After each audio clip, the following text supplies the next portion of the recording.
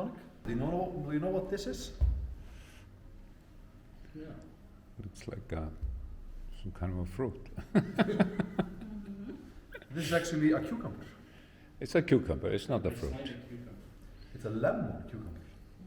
So it's a crossbreed, or what?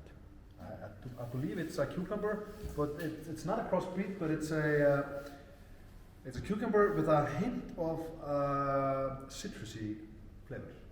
And we play around with it because it looks great in a glass. That's the main reason for us using it. Okay. So it's all about the looks. Yeah, it also gives a nice taste. You can actually taste the cucumber bread. And this is the proper way to make a gin and tonic. Ice first, then gin, then tonic. And we are using Fentimans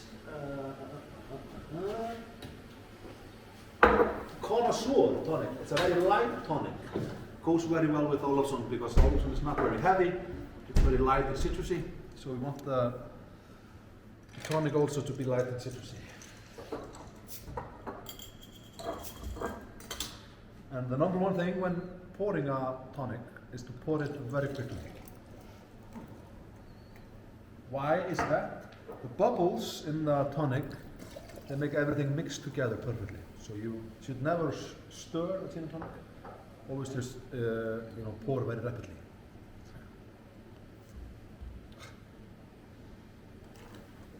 I've been doing it wrong for years.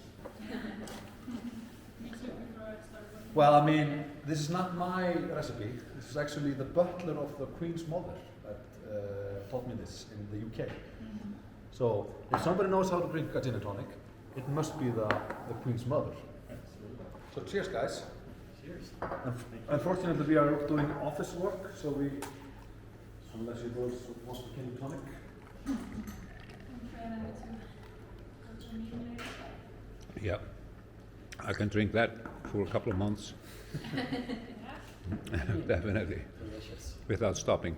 Well, I mean, it's our aim with the flavor of the product